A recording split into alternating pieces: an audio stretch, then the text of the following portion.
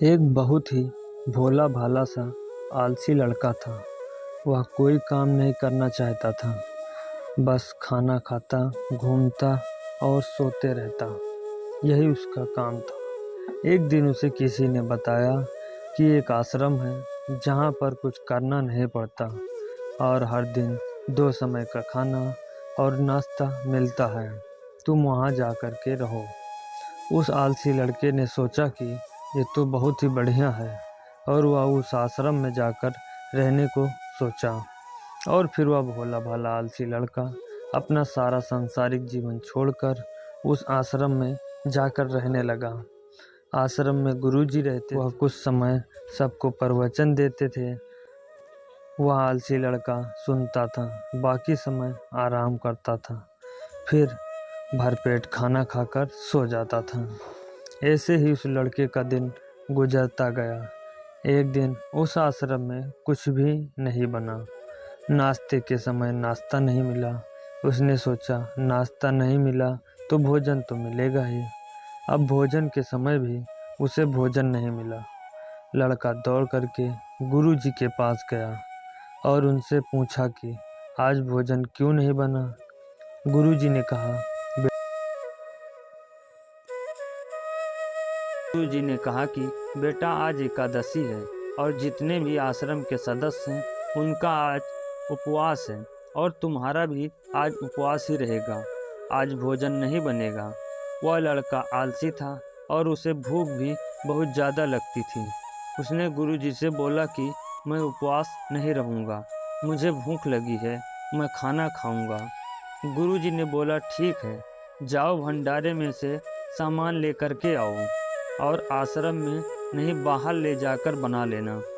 लेकिन याद रखना, भोजन बनाने के बाद सबसे पहला भोग भगवान को लगाना और फिर तुम प्रसाद खाना।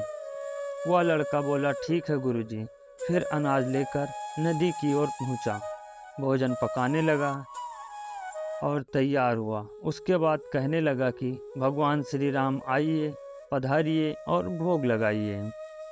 अब जब उसे लगा कि भगवान नहीं आ रहे हैं, वह फिर कहने लगा कि मुझे मालूम है कि आपको अच्छा खाना खाने की आदत है और मैंने अच्छा खाना नहीं बनाया है।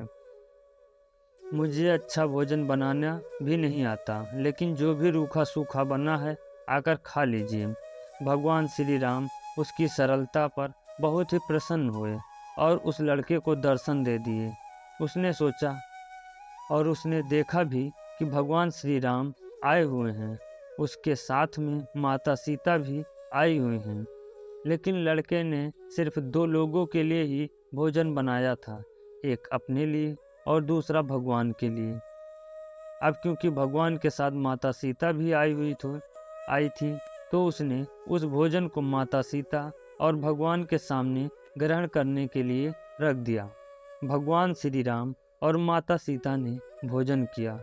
अब उसके बाद जब वह जाने लगे तो यह भोला भाला सा आलसी लड़का बोला कि प्रभु आप आए, दर्शन किए, बहुत अच्छा लगा।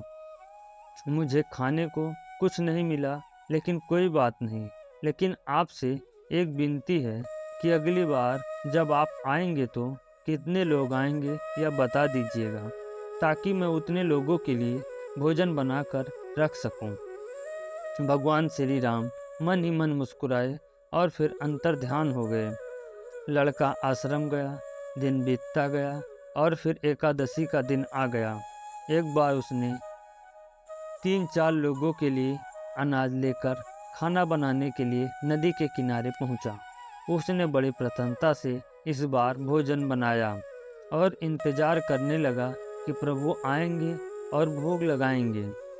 इस बार लड़का देखता है कि भगवान श्री राम पूरा राम दरबार लेकर ही उसके समक्ष आ गए हैं, जैसे माता सीता, लक्ष्मण, भरत, शत्रुघ्न, हनुमान जी और सभी लोग आए हुए हैं। लड़के ने 3-4 लोगों का भोजन बनाया था और इस बार भी भोजन कम पड़ गया। लड़के ने निराश होकर भोजन को प्रभु के आगे रख दिया। उन्होंने भोजन किया और फिर चले गए। इस बार भी लड़का फिर से भूखा रह गया। अब लड़का फिर आश्रम गया, दिन बीतता गया और फिर एकादशी का दिन आया और इस बार गुरुजी से कहने लगा कि गुरुजी, मुझे इस बार थोड़ा ज़्यादा अनाज चाहिए। गुरुजी सोचने लगे कि यह इतना सारे अनाज का करता क्या है, कहीं इसे बेच तो नहीं देता। फिर उन्होंने कहा, ठीक है, भूख से परेशान रहता है तो इसे अनाज दे दिया जाएगा। लड़के ने कहा, नहीं गुरुजी, मैं भूख से परेशान नहीं रहता हूँ। प्रभु के साथ बहुत लोग आते हैं, उनको भी तो भोजन कराना पड़ता है। गुरुजी को लगा कि लड़का पागल हो गया है, लेकिन गुरुजी ने सोचा, चलो एक बार चलकर देखते हैं कि लड़का इस अनाज का करता क्या है। अनाज लेकर के नदी के किनारे पहुंचा और इस बार भोजन नहीं बनाया। उसने सोचा कि प्रभु हर बार ज़्यादा लोगों को लेकर आते हैं, इस बार वह जितने भी आएंगे खुद बना करके भोग लगा लेंगे। और फिर प्रेम से प्रभु को बुलाने लगा। गुरुजी ये सब छुपकर देख रहे थे कि भोजन तो बनाया नहीं और प्रभु को बुला रहा है। लेकिन लड़के ने देखा कि इस बार प्रभु के साथ बहुत से लोग आए हुए हैं। उसने प्रभु के सामने हाथ जोड़ करके कहा कि प्रभु माफ़ करना, आप बहुत सारे लोग आते हो तो मुझे संख्या पता नहीं होती है और मेरी हिम्मत भी नहीं होती कि इतने सारे लोगों के लिए भोजन अकेले बनाऊं। आप स्वयं आइए, बनाइए, खाइए और भोग लगाइए। प्रभु मुस्कुराते हैं और अपने साथ आए हुए सभी लोगों के साथ मिलकर भोजन बनाते हैं।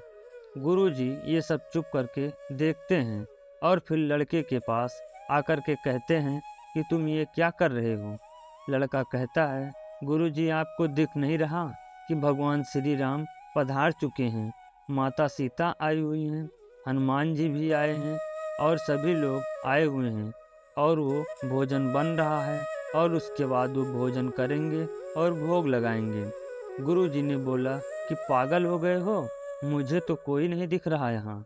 लड़का गुस्सा हो गया और बोला, प्रभु आप ये क्या कर रहे हो, एक तो मुझे भूखा रखा है और गुरुजी को दर्शन भी नहीं दे रहे हो। जो मुझे पागल समझ रहे हैं, कृपा करके गुरुजी को दिख जाइए जिससे वो मुझे पागल ना समझें। भगवान बोले, नहीं, मैं इन्हें नहीं दिख सकता। लड़का बोला, क्यों नहीं दिख सकते, मेरे गुरुजी तो बहुत ही महान हैं, बहुत बड़े ज्ञानी हैं और बहुत बड़े ज्ञाता हैं। भगवान बोले, हाँ ज्ञानी हैं, ज्ञाता हैं, लेकिन तुम्हारी तरह सरल नहीं है। जो सरलता तुम में है वो तुम्हारे गुरुजी में नहीं है। लड़के ने यह बात अपने गुरुजी से भी कह दी। भगवान श्री राम जी कह रहे हैं, आप में सरलता नहीं है, आप मेरी तरह सरल नहीं हैं, इसलिए वो आपको नहीं दिख सकते। गुरुजी की आंखें नम हो गई और वो रोने लगे और बोले कि बिल्कुल सही कहा, मेरे अंदर तुम्हारे जितना सरलता नहीं है। और फिर माफ़ी मांगने लगे। फिर भगवान ने गुरुजी को दर्शन दिए। ये कहानी हमें सिखाती है कि जीवन में सरलता सबसे ज़्यादा आवश्यक है। जितने सरल बने रहेंगे उतना जीवन में आगे बढ़ते चले जाएंगे। जब आप सरल होते हो तो आप खुद भी मुस्कुराते हो और दूसरों को भी मुस्कुराने को वजह देते हो। इसी के साथ अपनी इस कहानी को विराम देते हैं। मिलते हैं अगले वीडियो में, तब तक के लिए नमस्कार।